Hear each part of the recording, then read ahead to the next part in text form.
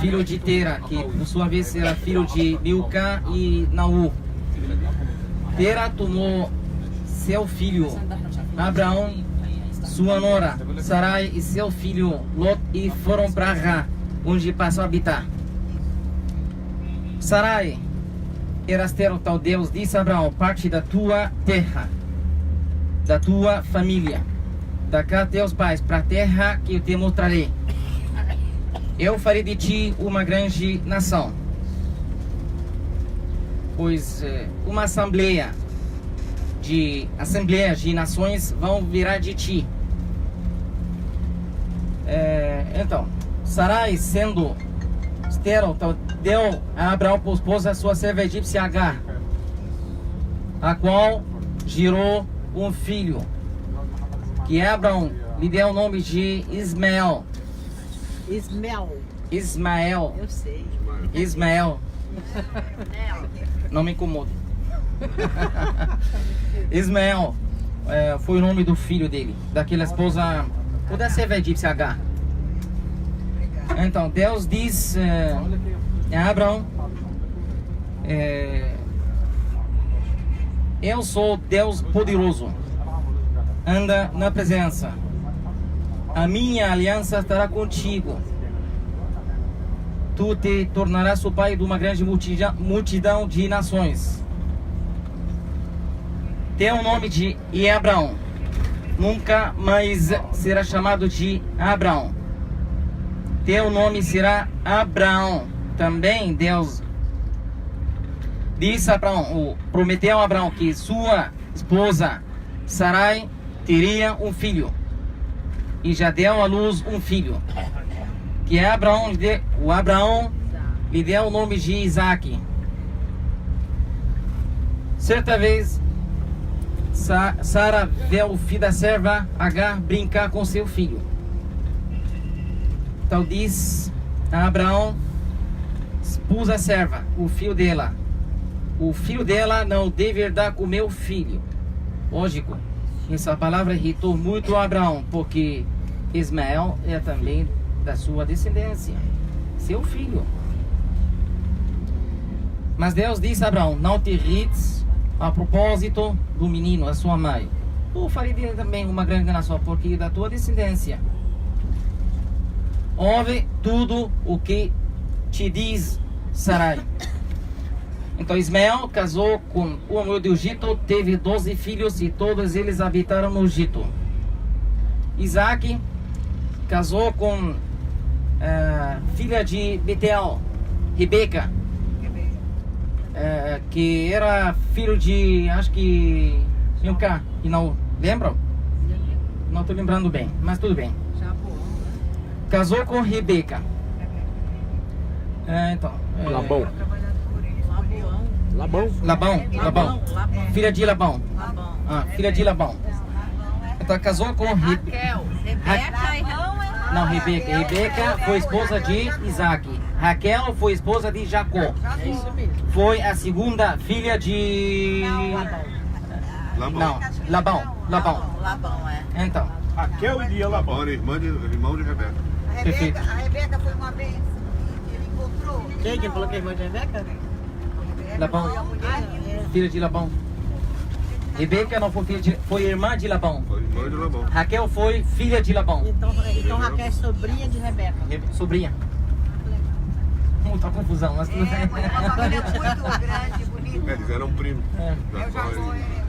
Lia. Que foi da sua descendência, né? Trazido mas de todos modos, todos eles foram da mesma descendência. É mesmo deles. Isso. Mesma família. Apertando o show? Então. Tu tá assistindo apertando? Apertando o show daí? Abraão já deu todos os seus bens a Isaac. Morreu numa feliz velhice, acumulado de bens. Então o filho da serva, o filho da esposa, enterraram o pai numa caverna de Macpelá que Abraão havia adquirido dos filhos de Hé. Então naquele dia, o amor do pai já reuniu os dois filhos, o filho da serva e o filho da escrava. Rebeca também, sendo estéril, então Deus ouviu as suas súplicas, e as súplicas de Isaac, e deu à luz 2 filhos gêmeos. O primeiro a nascer foi chamado de Esaú. O segundo foi chamado de Jacó. Esaú era caçador e certa vez voltando da caça, tendo chegado em casa faminto, vendeu seu direito de primogenitura a Jacó. Então Jacó, aconselhado pela sua mãe e usando o margil para fazer valer seus direitos de primogenitura, vendeu ou recebeu as bênçãos do seu pai. Então, Uma tapeação aí. Isaac mandou Jacó ir para a planície de Ará, para casar também com a filha de Labã, irmão de Rebeca. Então, Jacó foi lá servir a Labão por 7 anos, a fim de se casar com uma das suas filhas, a que amava muito, Raquel. Mas no fim dos 7 anos, Labão não cumpriu acordo com Jacó. Em vez de Raquel, deu sua outra filha chamada de Lia. Portanto, Jacó prometeu servir a Labão outro por 7 anos. Então casou com a sua segunda filha Raquel, e no fim desse segundo período tomou suas mulheres, seus filhos, seus bens e voltaram para a terra dos seus pais. Quando Jacó voltou da planície de Arão, Deus lhe apareceu e lhe disse: eu sou Deus poderoso, ser fecundo e prolífico por mim. Teu nome Jacó nunca mais será chamado de Jacó. Teu nome será Israel. Uma nação, uma assembleia de várias nações virão de ti. Reis sairão de teus vinhos. A terra que dei a Abraão e a Isaac eu a dou a ti, a tua descendência depois de ti. Os filhos de Israel eram o nome de 12: Ruben, Simeão, Levi, Judá, Issacar, Zabulon, Dan, Gad, Neftali, Azer, José e Benjamim. Mas Israel preferia José a todos seus filhos, porque o tiveram na velhice. Então, os irmãos de José ficaram com muito ódio dele. Com 17 anos de idade, começou a apacentar as ovelhas junto com seus irmãos, que resolveram matá-lo. Então, apoderaram-se dele e o atiraram a uma cisterna que estava vazia, sem água, tingiram sua túnica com sangue, e quando voltaram à casa de seu pai, que um animal feroz devorou. Logo depois, uns comerciantes que estavam passando por ali tiraram José da cisterna e o venderam a uma caravana de ismaelitas, que por sua vez o vendeu a Potifar, despenseiro do faraó.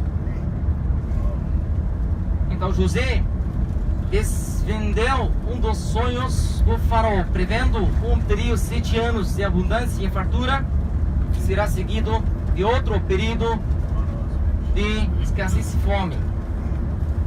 O faraó entusiasmou-se com a inteligência de José e o nomeou administrador sobre toda a terra do Egito. José administrou com muita sabedoria os primeiros 7 anos de abundância e fartura, mandando coletar víveres para suprir os outros 7 anos de escassez e fome. Então, quando veio a época de fome, o Egito já tinha fartura. Nessa altura, Israel mandou seus filhos que fossem para o Egito e comprassem víveres. Depois de reconhecidos, José ficou cheio de alegria em rever os seus irmãos que os perdoou pelo que tinham feito. Então, pela vontade de Deus, o mal que fizeram reverteu bem. Então, José mandou seu pai, mandou seus irmãos que voltassem e trouxessem seu pai e toda a sua família. Então, numa visão noturna, Deus apareceu a Israel e lhe diz: não tenhas medo de descer ao Egito, eu descerei junto com você. Então, Israel foi para o Egito, junto com suas mulheres, manadas, rebanhos, as pessoas pertencentes a Israel e originadas dele, sem contar as mulheres dos seus filhos, foi de 70. Então José recebeu seu pai e toda a sua família e deu-lhes propriedades no local do Egito. Mas quando José, o Israel, estava sentindo que ia morrer, então diz a José: eu vou morrer, mas Deus está convosco e vos fará voltar para a terra dos vossos pais. Ele convocou todos seus filhos e disse-lhes: reuni-vos, porque vos anuncio o que vos acontecerá no futuro. Judá, e a ti que teus irmãos celebrarão. A tua mão pesará sobre a nuca dos teus inimigos, pois os filhos de teus pais se prostrarão diante de ti. O certo não se apartará de Judá, nem o bastão do comando dentro dos seus pés, até que venha a que ele pertence, e a quem os povos devem obediência. Ele que amarra o seu jumento à vinha, ele pisou sua veste no vinho e sua túnica no sangue das uvas. Quando Israel acabou de dar suas ordens para os seus filhos, recolheu os pés ao leito, morreu numa feliz velhice. José habitou no Egito e morreu com quase 110 anos. Depois da morte de José e toda a sua geração, subiu todo o Egito um novo faraó, muito provavelmente uma nova dinastia, que não sabia nada a respeito de José. Então, segundo o relato bíblico, o faraó diz ao seu povo: eis que o povo de Israel é mais numeroso, mais forte do que nós. Vamos, usemos de astúcia, seja o caso, dia de guerra, se junte aos nossos inimigos, peleje contra nós e saia da terra. Então, com esse fim, designaram sobre eles chefes de trabalho forçados, a fim de tornar sua vida penosa. Também, segundo o relato bíblico, vou fortificar também, os israelitas trabalharam na construção das duas cidades, Pitom e Per-Ramses. Ambas cidades serviam de armazenagem de cereais. Encontravam-se na fronteira oriental do delta do Nilo. Mas quanto mais os egípcios sofriam, tanto mais os israelitas, os hebreus, se multiplicaram. Ponto os egípcios temerem uma grande rebelião. Então o faraó já terá ordenado que todo menino israelita recém-nascido fosse morto. Nesse contexto que surge o nascimento de Moisés. Uma mulher levita da tribo de Levi já consegue salvar seu bebê, o deixando nas águas do rio Nilo, se rumo no mar de Junco. A filha do faraó pega o bebê e dá para ele o nome de Moisés, que quer dizer o filho das águas, o tirado das águas. Moisés então cresce dentro da sociedade egípcia, mas depois se solidariza ao povo israelita ao matar o egípcio que estava batendo no israelita. Então foge, vai para Midian.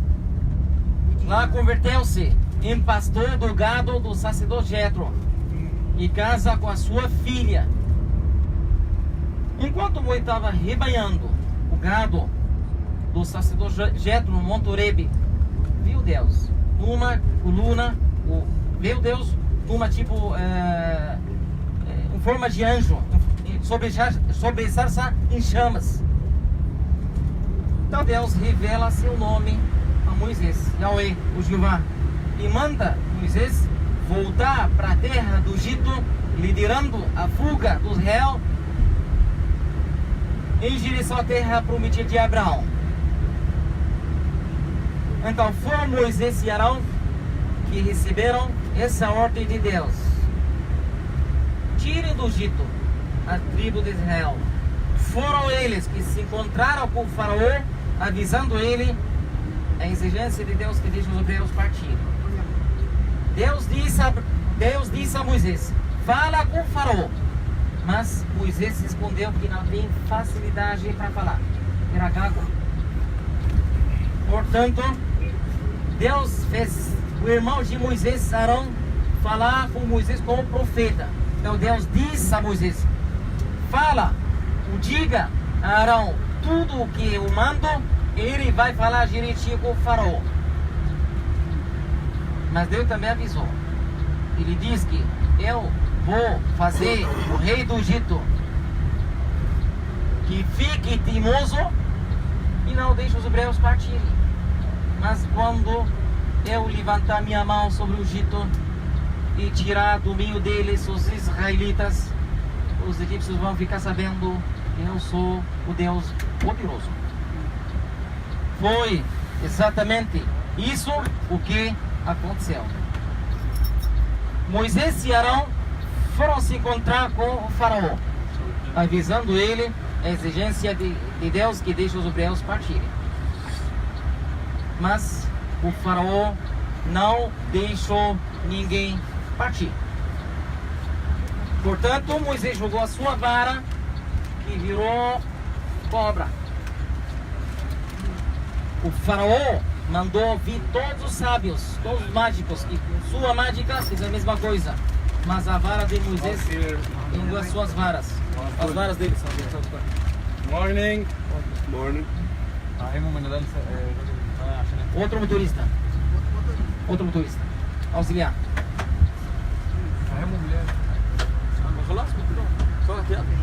Tripulação de revezamento. Então, o faraó ficou insistindo e não deixou ninguém partir. A vara ou a cobra de Moisés engoliu as cobras deles. Desculpa. A cobra de Moisés foi cobra mesmo. Cobra de verdade. De verdade. Mas as cobras deles não. Eles usaram suas artes mágicas. O rei, os seus funcionários foram enganados, achando que é cobra de verdade, mas não foi cobra de verdade. Então a cobra de Moisés engoliu as varas deles. O faraó não deixou ninguém partir. Moisés então jogou a sua vara no rio Nilo, e sua água virou sangue. Até os peixes que estavam vivendo no rio morreram.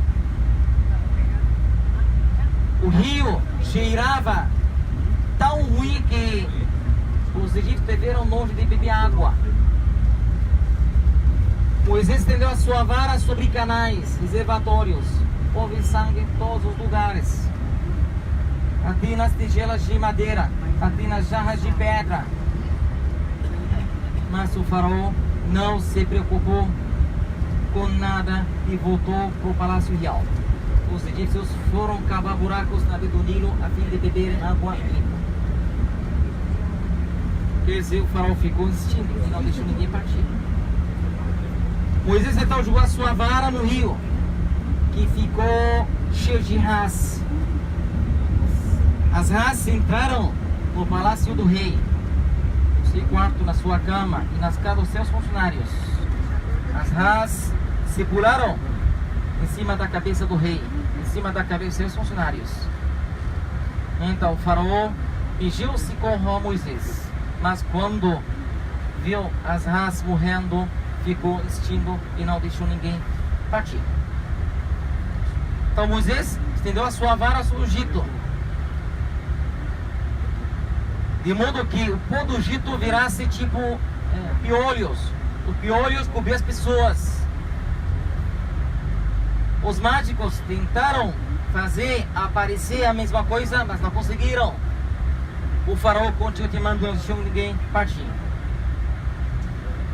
Então, Deus de seguinte mandou grandes quantidades de moscas. Essas moscas provocaram, ou por causa dessas moscas, houve bastante prejuízo no Egito. O faraó diz a Moisés: então vou deixar você fazer esse sacrifício aqui mesmo. Mas Moisés avisou que isso não daria certo, porque os animais que nós apresentamos em sacrifício ao nosso Deus eterno são sagrados pelos egípcios. E se os egípcios virem a gente matar os animais que eles adoram, com certeza vão nos matar a pedradas. Mas o faraó continua teimando e não deixa ninguém sair. Deus então mandou todos os animais egípcios. Nenhum animal dos israelitas morreu. Quando o faraó foi informado que nenhum animal dos israelitas morreu, então pediu ajuda a Moisés. Mas o faraó continuou teimando e não deixou ninguém partir. Deus então mandou soprar um vento forte do leste, que soprava a noite inteira. Quando amanheceu, esse vento já trouxe grandes quantidades de gafanhotos. Os gafanhotos acabaram com quase toda a vegetação do Egito. Mas o faraó continuou teimando e não deixou ninguém sair. Moisés e Arão pegaram cinza, ficaram justo diante do faraó.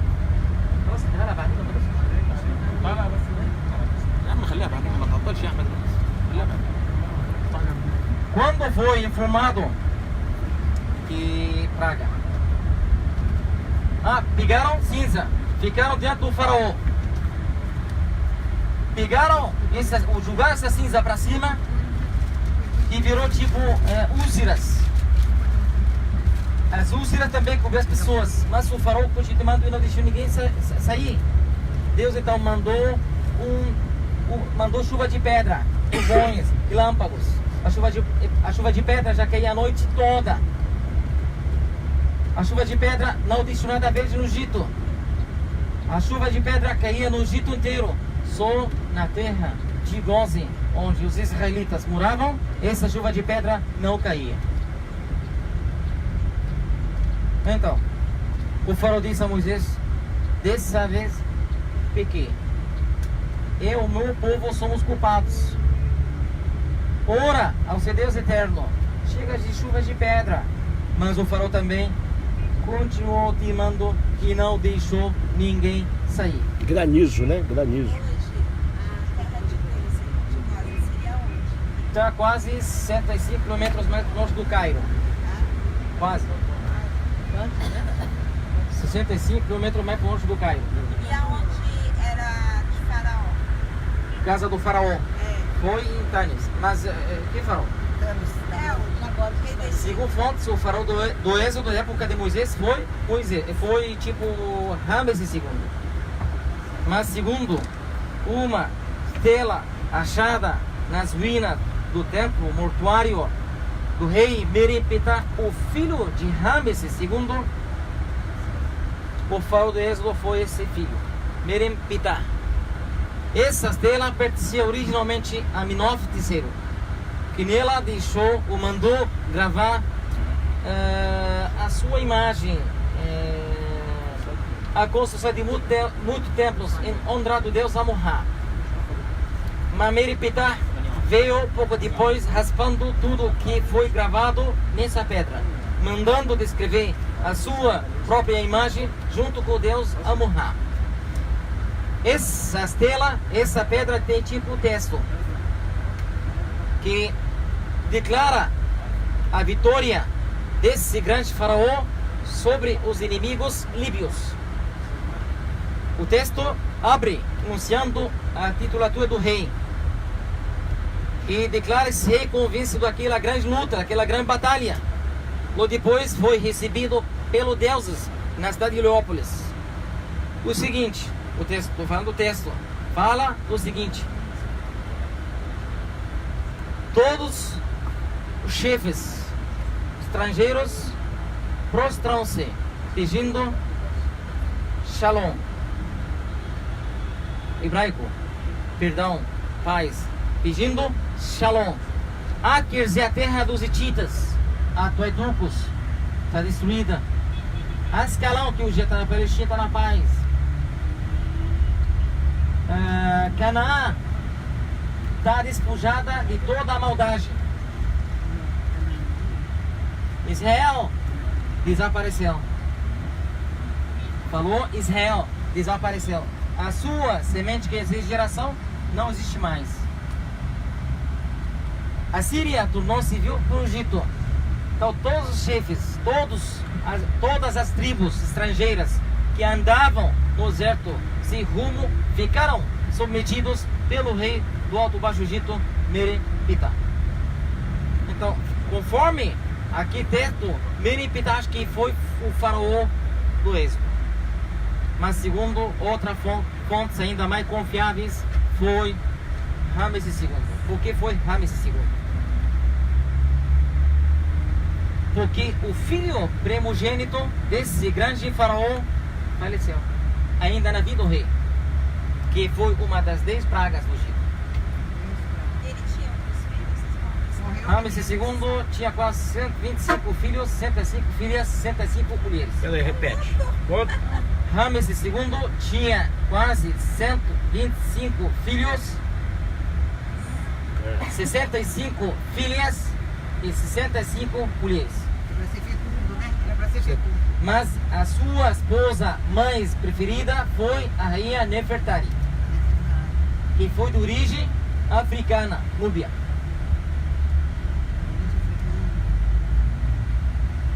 Então, É África, toda a África. África, aqui ainda estamos na África. Egito é África.